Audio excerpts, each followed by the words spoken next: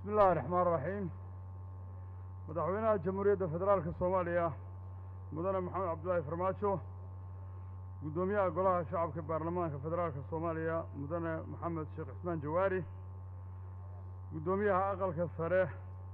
مدن عبد حاشي عبد الله قدوميها كحقين ندى لبدا أقل رئيس وزراء الصومالية دمان bahda beesha caalamka mudanayaasha baarlamaanka labada aqal gudoomiyaha gobolka banaadir golaha garsoorka maamulka gobolka banaadir danjirayaasha iyo ciidamada amniga saxaafadda iyo dhammaan marti sharaf kale assalaamu calaykum waraxmatullahi wabarakaatu mudane madaxweyne mudane guddoomiyayaal mudanayaal iyo marweyn waxaa sharaf weyn oo ah inaan maanta ka soo qayb galno furitaanka kalfadhiga saddexaad ee baarlamaanada labada aqal ee dowladda federaalka Soomaaliya anigoo ku hadlaya afka golaha wakiilada dowladda Puntland waxaan mahadcelin ballaaran u soo jeedinayaa golayaasha baarlamaanka labada aqal ee Soomaaliya ee nagu casumay madashan sharafta badan inaan ka soo qayb galno munaasabadda furitaanka kalfadhiga saddexaad ee baarlamaanka labada aqal ee Soomaaliya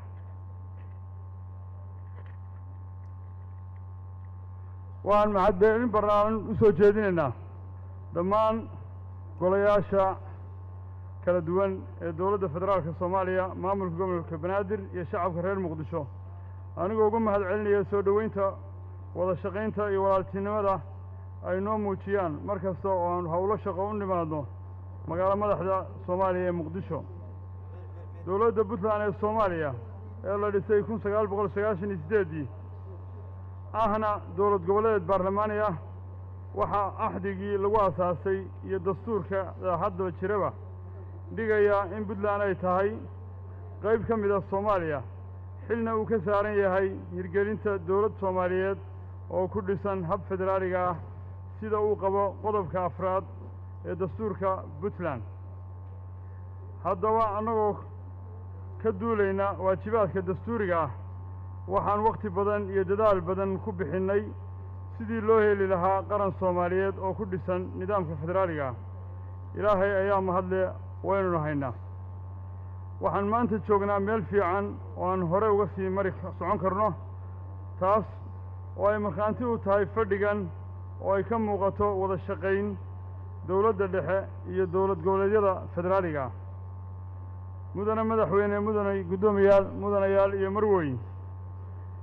dib u soo yeegleelidda qaran Soomaaliyeed wuxuu soo maray marxalado badan oo xasaasi ah waxaase guul iyo sharaf noo ah inaan maanta ay noo dhammaystiran yihiin haykalkii iyo nidaamkii dowladnimo taasoo aynu kaga baxnay shirarkii lagu qaban jiray dalka dabadiisa looguna gudbay in kulamada iyo dib u heshiisiinta aan ku qabsanno dalkeenna iyadoo ay hoggaaminayso dowladda federaalka ee Soomaaliya waxaan ku boorinaynaa dowladda iyo shacabkaba in halkaa laga sii wado dadaalka iyo dib u soo heshiisiinta loo samaynayo dadka walaalaha ee Soomaaliyeed arrimaha dastuurku waa heshiis bulsho waana marjaca loola noqdo shaqo maamul oo kasta oo la qabanayo iyadoo aan laga hor imanayn shareecada islaamka hase yeeshee waxa laga maarmaan ah in la helo dastuur dhammaystiran oo la isla ogol yahay isla markaasna waafaqsan dastuurka maamulada federaaliga ah ee Soomaaliya waxaan arrintaa lagu gaari karaa wada shaqayn iyo niyad wanaag waxaanu ballan qaadaynaa ka Puntland ahaan inaan waajibaadkeeda dastuuriga ah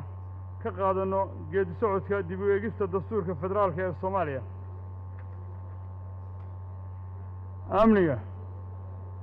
amnigu waa lafdhabarta dowladnimo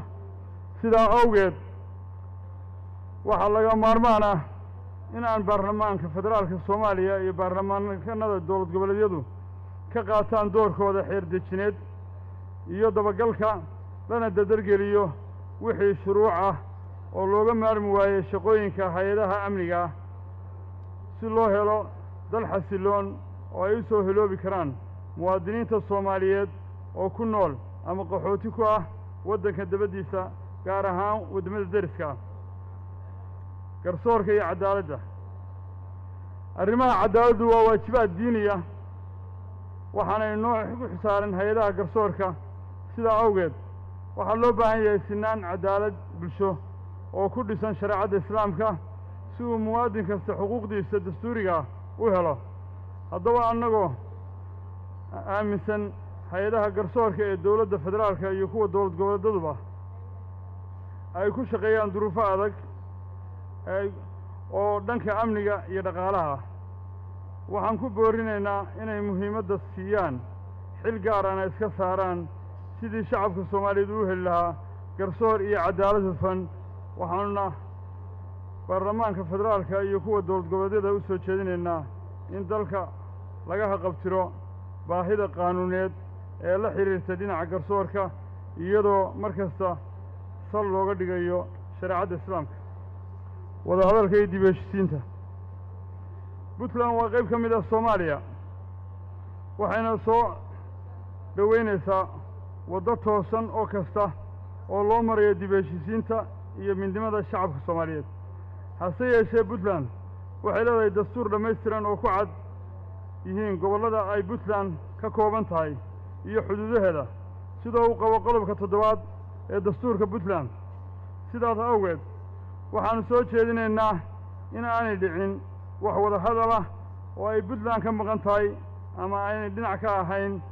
oo khuseeya gobollada Puntland gaar ahaan gobolka Sool iyo Sanaag oo dowladda federaalku la gasho cid aan arrimahaas gobolladaas khuseyn waxaanu cadeynaynaa dowladda federaalka ee Soomaaliya beesha caalamka iyo cid kasta oo danaysa xasiloonida midnimada Soomaaliya inay gobollada Sool iyo Sanaag ka mid yihiin dowladda Puntland ee Soomaaliya qaybna ka yihiin dowladda federaalka ee Soomaaliya wakiilada laga soo doortayna ay fadhiyaan labada gole ee hadda baarlamaanada Soomaaliya u fadhiya sidaas awgeed waxaan cambaaraynaynaa sheegashada iyo xadgudubka aan caqliga iyo cilmiga ku dhisnayn oo ay wadaan kuwa lidka ku ah qarannimada iyo midnimada Soomaaliya mahadcelin waxaan u mahadcelinaynaa kuna bogaadinaynaa qaranka ee dowladda federaalka Soomaaliya shaqada qaran ay hayaan gaar ahaan arrimaha dib u heshiisiinta iyo soo celinta maxaabiista Soomaaliyeed oo ku dhibaataysan dalka dabadiisa waxaanu ku boorinaynaa hawsha in la sii wado waxaan talagelin ku soo jeedinaynaa ka Puntland ahaan baarlamaanka Soomaaliya labadiisa aqal oo haddana hor fadhiya oo wakiilada ka ah Soomaaliya guud ahaan qaybaheeda in ay muuqato inoo fiican tahay in la helo xasilooni siyaasadeed waxa weeye inaynu jeensanno waxyaabaha dhabta ah oo dalkeenna wax ka qaban karaya waxa xantu tahay aan ku haynaa meelaha aan ka nimi baarlamaanadeedu inay ku mashquulsan yihiin arrimo dhexdeenna arrimahaasi waa arrimo inoo dhaliil ah waa arrimo wax badan ka beddelaya baarlamaan wuxuu leeyahay 3 shaqo waad ogtihiin annaga waan ognahay dowlad goboleed baan ku nahay qarankii Soomaaliyeed baan ku metelaysaane dabagal baan leenahay xukuumadda in la dabagalo waxaanu leenahay matalaad shacabkeenu ka nimid inaynu metelno waxaynu leenahay inaynu qiimayno wax kasta oo dowladnimadeennu ku hagaagayso mudanayaal tala soo jeedintay waxa weeye waa mooshinno badan siinay mooshinnada yaraya dalkana u shaqeeya dhibaatadayna ka yareeya wasalaamu calaykum waraxmatullahi wabarakaatu